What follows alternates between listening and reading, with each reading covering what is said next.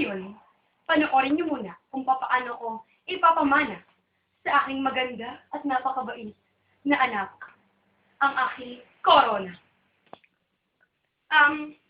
Ngayon ay ipapasa ko na ang aking Corona sa aking mahal na napakabait na napakanggagang anak na si Prinsesa Mona, na ngayon ay si Prinsesa, Reyna Mona. Salamat, mahal na ina. Walang anuman, mahal na anak. Ay, si Reyna Mona. May naulit. Sana naman pong tao. Tao na naman? Asan yan taong iyan? So,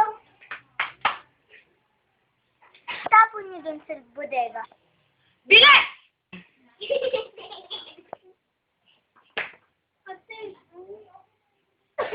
Ano pangalan mo? Si Honey. Honey, anong apelyido mo? Ito pangalan ni Doktora Santos? Wala pag-usapan ni Jen! Nandito muli ako para maghatid muli sa inyo ng isa na namang mensahe. Kailangan niyo na magmadali. Dahil sa oras na lumagpas isang buwan kayo dito, hindi na kayo makakalabas. Yun lamang, dahil parating na.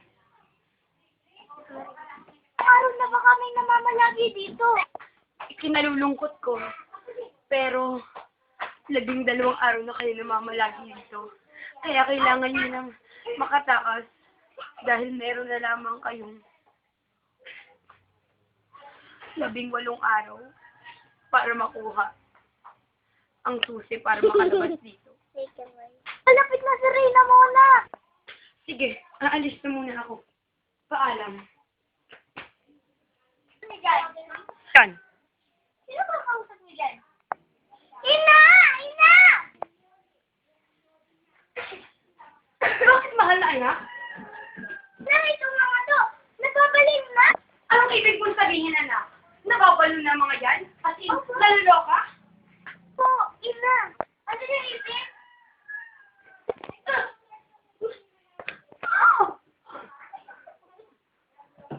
Ano ba yun? Saglit lang ako dito. Kailangan ko makuha yun. Ito.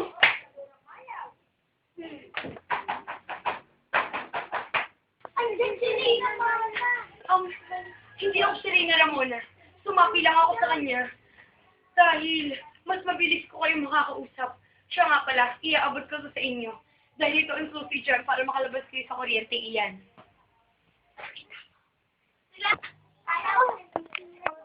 Yan ang susi. Abangan sa Stevenir. Kalantog, Ispal, Tokwa.